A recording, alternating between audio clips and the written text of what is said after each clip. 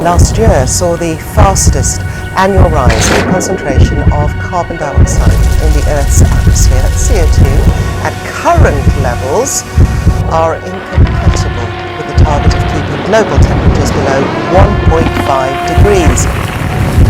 Global temperatures are expected to continue at or near record levels for the next 5 years.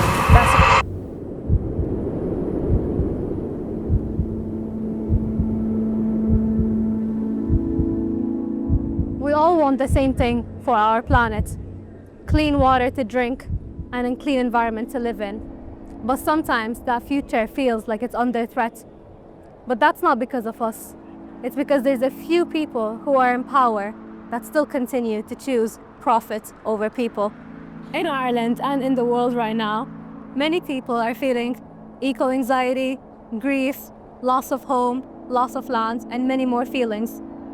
But this is not a personal problem. It's a social problem and a political problem as well. But the system that we live in is making us believe that it's a personal problem, and they're gaslighting us to believe that.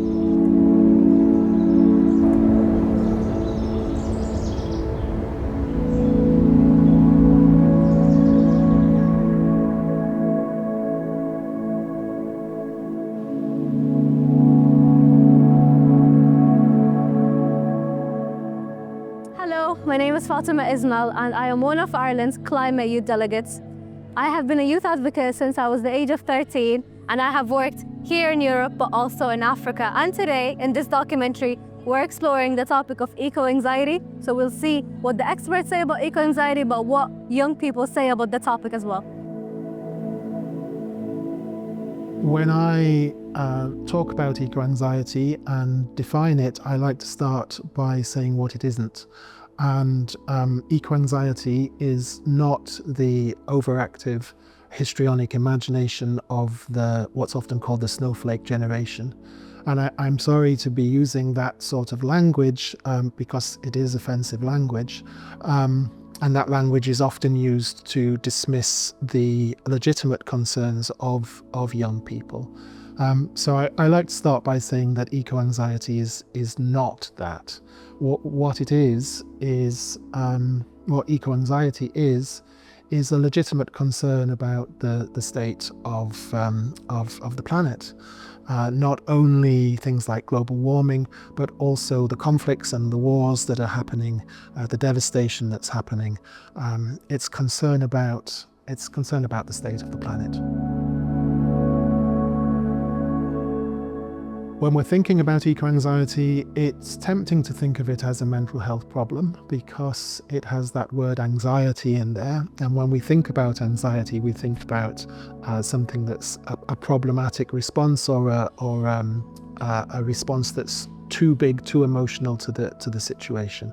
With eco-anxiety, it's something quite different to that traditional mental health framework. The Royal College of Psychiatrists, the international medical community, recently came on board as saying that eco-anxiety is not like other anxieties. It's not a health issue in the traditional sense.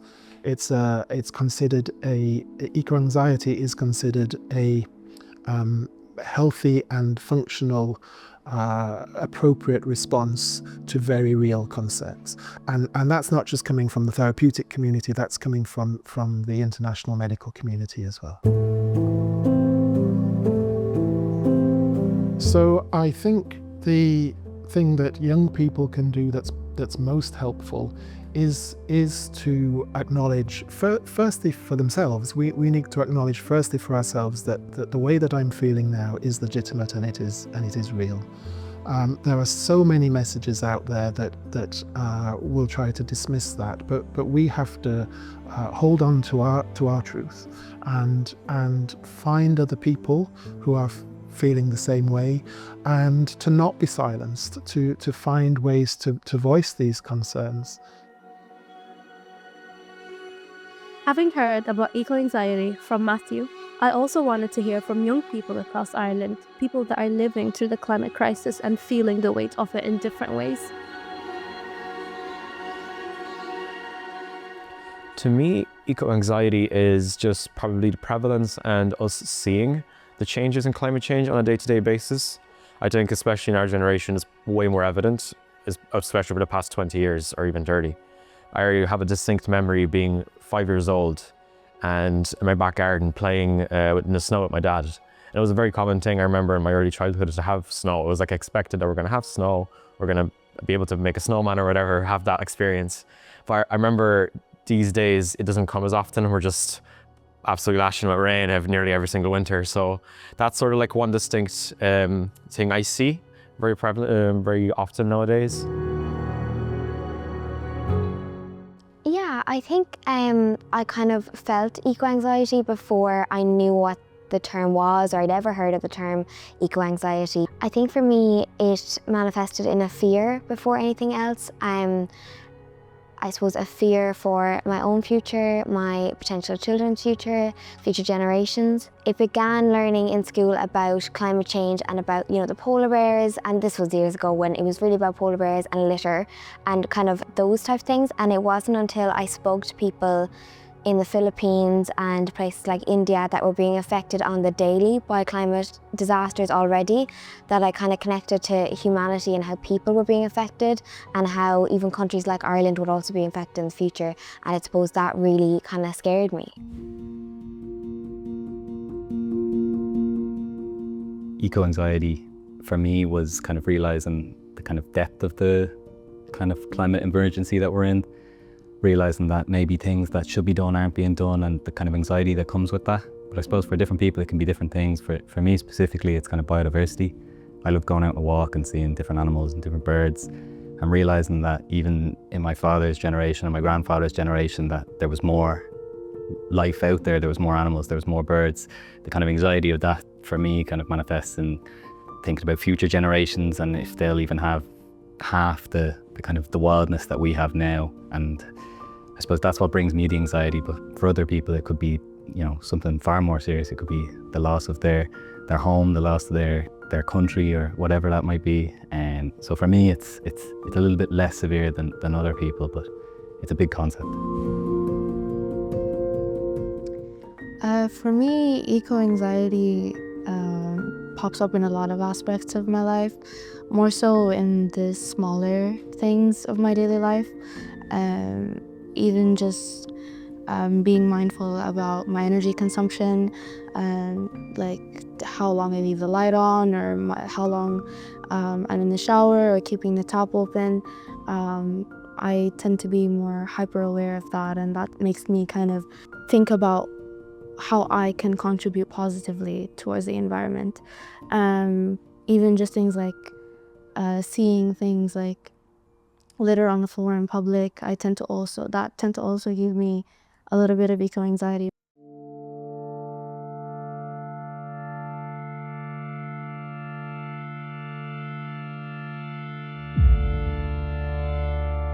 You don't need me to tell you how isolating and disempowering these feelings can be, but particularly if you're living in an environment where what you're saying is being dismissed as nonsense and you're being told just to get over it or don't worry about it. That most helpful response that well-intentioned parents and teachers can often have, the try not to worry about it. That can all feel very disempowering, but we're not disempowered. We can always find a way to exercise some power. When we sit with that fear, it can sometimes feel heavy. But the people I've spoken to remind me that there's another side to it. The part where we cope, how we act, and also how we support one another. Because eco-anxiety doesn't mean you're powerless. It means that you're awake to what's happening and you're choosing to try and make a change.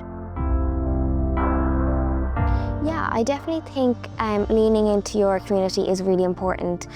Luckily, I have made really good friends with some of the people that started out as being, climate activists that we, met through different actions and things. But I've made really good friends with them. I've started a podcast with one of my environmentalist friends, and so I think that's a really nice kind of avenue to talk about these big feelings and big issues. But also, I think taking action, it's kind of hard to feel these feelings and then just sit in them. I think it's really important to use that to propel you into taking action, and you do feel better because at least you don't feel useless. You feel like whatever I can do, I will do, and I think you can at least sleep a little bit better at night.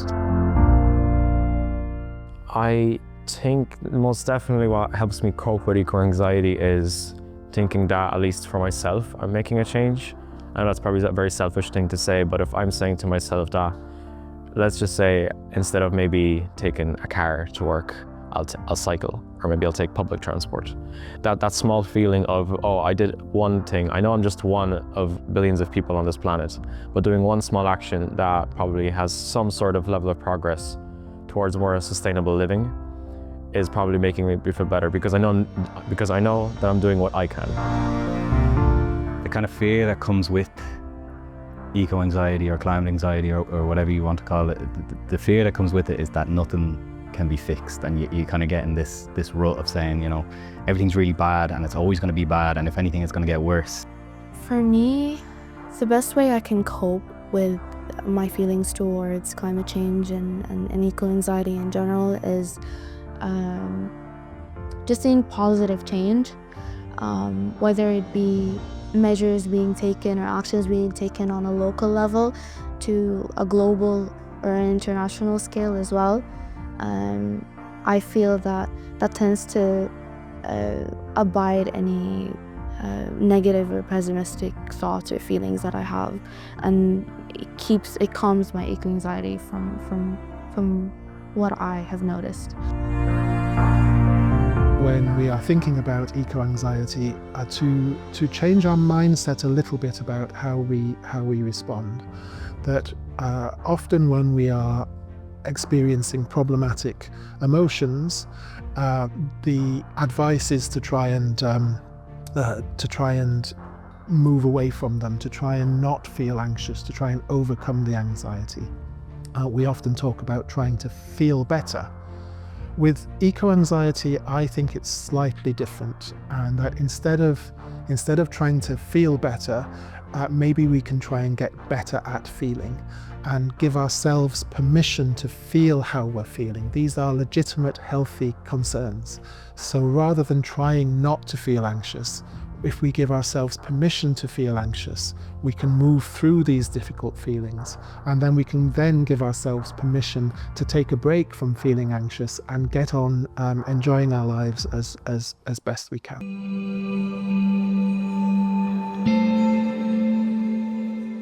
Eco-anxiety is not a disorder. It's a natural reaction that many of us have to an unnatural crisis.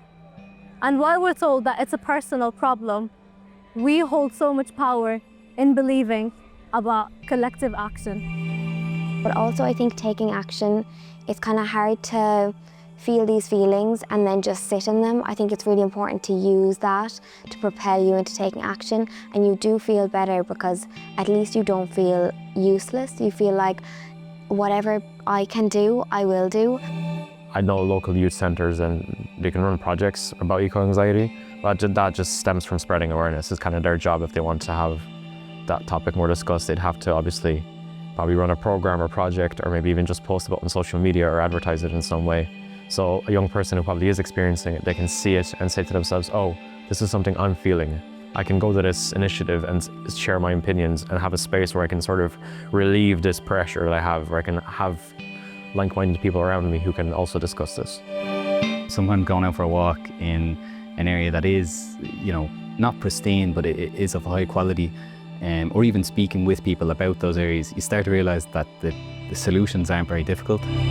I definitely feel that seeing young people taking action as well is helping me cope with these feelings as well, because it calms my anxiety in terms of what I think the future will be like for us. It helps reassure any doubt or any fear for the future, for our future in general, and also for the future of my community as well. But we're not disempowered. We can always find a way to exercise some power. It can be reaching out is taking power. It can be finding groups of friends, it can be starting a project, however small. These don't have to be grand actions. They can be small everyday actions in which we empower ourselves to make sure that our voice is heard, to make sure that we're not being dismissed.